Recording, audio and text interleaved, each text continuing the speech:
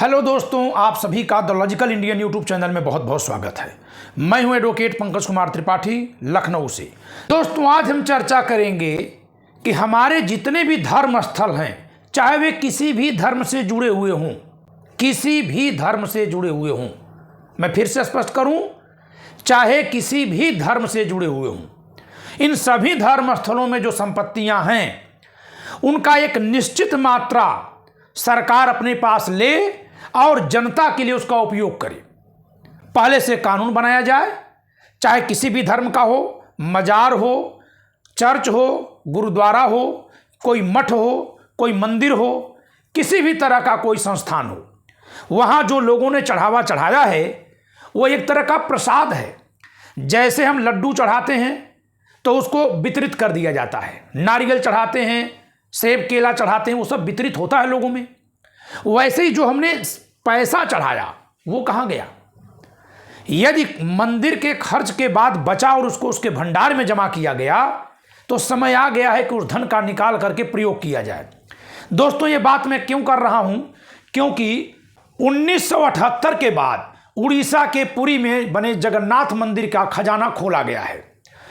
यह खजाना खोला गया है केवल फिर से संपत्ति गिनने, उसकी सूची बनाने, भंडार गृह की साफ सफाई करने और फिर से ताला बंद करने के लिए। लेकिन मुझे लगता है कि आखिर ये क्यों इन मंदिरों में या अन्य धार्मिक स्थलों में रखी अकूत संपत्तियों का प्रयोग हम नहीं करते? ये संपत्तियां खजाने के तौर पर यहां क्यों पड़ी हुई हैं? अगर हम इन सभी संपत्तियों को एक साथ ले लें, मैं नहीं कह रहा हूं कि संपूर्णतः ले लें, इसका 30% ले लें। जितने भी धार्मिक स्थल हैं, केवल हिंदुओं के नहीं, केवल मुसलमानों के नहीं, केवल सिखों के नहीं, केवल ईसाइयों के नहीं, केवल पारसियों के नहीं, केवल किसी अन्य पंथ समुदाय के नहीं, बल्कि सभी के धर्म स्थलों से 30%, 40%, 50% की रकम निकाल ली जाए एक बार में। उसका एक बजट बनेगा और उस बजट से स्कूल खोले जाएं, बच्चों को मुफ्त में शिक्षा दी जाए। भगवान का प्रसाद होगा, ईश्वर का प्रसाद है। अस्पताल खोले जाएं, वृद्धाश्रम एक नंबर के बनाए जाएं, अच्छी अच्छी प्रयोगशालाएं खोली जाएं देश में। भारत सोने की चिड़िया रहा है, भारत सोने की चिड़िया है। खजाने का अगर सही प्रयोग हम नहीं करेंगे तो हाल वैसा ही होगा जैसे कोई व्यक्ति, उसके पास 2-3 करोड़ के खेत हैं, लेकिन न तो उसको खेती करने आता है और न खेत बेचकर दुकान खोलने का साहस कर रहा है।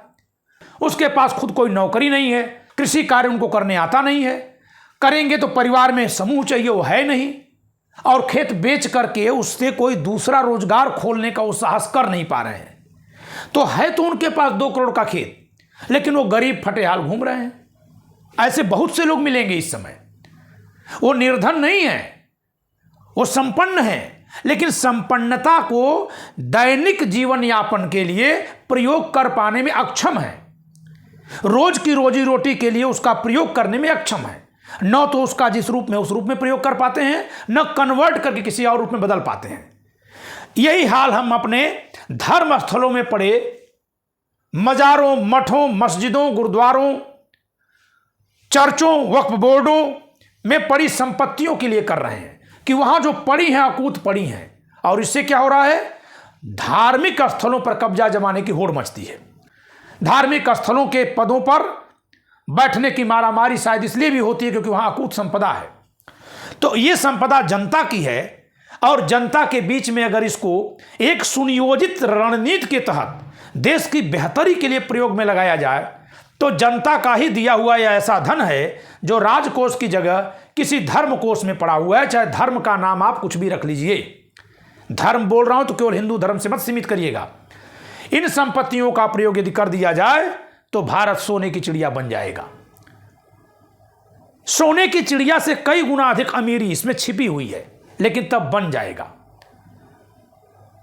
मेरे तो समझ में नहीं आता कि हम अस्पताल बनाने के लिए धन क्यों नहीं खर्च कर रहे हैं, हम स्कूल बनाने में यह धन क्यों नहीं खर्च कर रहे हैं, हम टॉप क्लास के प्रयोगशालाएं बनाने में यह धन क्यों नहीं खर्च कर ले रहे हैं। पूरी दुनिया से लोग न केवल घूमने भारत आएंगे बल्कि इलाज कराने आएंगे। पूरी दुनिया में हमारी प्रयोगशालाओं में बनी चीजें बिकेंगी। पूरी दुनिया के विद्यार्थी हमारे शिक्षण संस्थानों में आकर पढ़ेंगे, तो अभी हम अपने रखे हुए खजाने का प्रयोग करके अगर निर्माण कर लेंगे तो न केवल हम अपनी तरफ से समृद्ध होंगे, हमारी पीढ़ियां समृद्ध होंगी, बल्कि हम पूरी दुनिया के लोगों के लिए जो सेवा मुहैया कराएंगे उसके लिए हम बहुत बड़ा व्यापारिक केंद्र बनेंगे विश्व में। और एक चुनौती है हमारे ऊपर कि बढ़ती जनसंख्या के कारण हमें कृषि पर अपनी आय को कम करके अन्य क्षेत्रों में अपनी आय बढ़ानी है। यह प्रयास चल रहा है 1991 से, और इसने बहुत हद तक एक देश को प्रगति दी है, एक मुकाम हासिल करवाया है। तो फिर इस दिशा में भी बहुत तेजी से भारत छलांग लगा जाएगा। इसलिए मेरा आप दर्शकों से अनुरोध है कि आप इस पर अपना विचार दें, कमेंट दें। ये धर्म स्थलों पर पड़े धन हम सबके हैं, और ये नहीं कि हिंदुओं वाला हिंदुओं के लिए, मुसलमानों वाला मुसलमानों के लिए, नहीं, सबका एक नियम बनकर के सबका धन लिया जाओ, सबके लिए खर्च किया जाए, सबके लिए।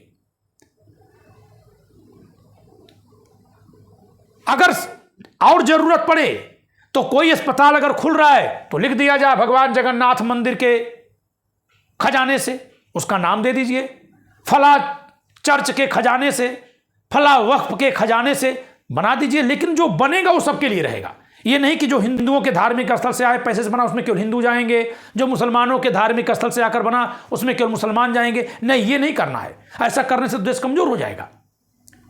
बांटना नहीं है, लोगों को जोड़ना है। तो आप सब अपना विचार दीजिए कमेंट के रूप में, और सत्ता और विपक्ष के सभी नेताओं से मेरा सविनय निवेदन है कि आप इस दिशा में बात करिए, लोगों को जागरूक करिए और राजनीति से परे उठकर बात करिए। कोई भी बात अच्छी भी कोई नेता कह रहा है तो दूसरा नेता, चाहे सत्ता पक्ष का हो या विपक्ष का, अगर उसका वो विरोधी है तो अक्सर उसमें कुछ न कुछ नुक्ताचीनी कर दे रहा है। इसलिए मेरा निवेदन है कि भारत के कल्याण के लिए इस कार्य को आरंभ किया जाए। दोस्तों, इससे पहले 1978 में एक खजाना खोला गया था और फिर साफ सफाई करके बंद किया गया था।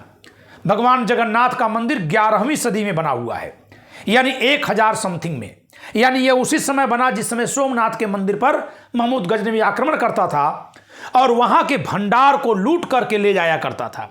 जरा सोचिए कि जो अकूत भंडार मंदिर में लोग रख करके निगरानी कर रहे थे, उस अकूत भंडार से उस समय लोगों को शास्त्र की शिक्षा दे दिए होते तो महमूद गजनवी भारत में घुसने की हिम्मत नहीं किया होता।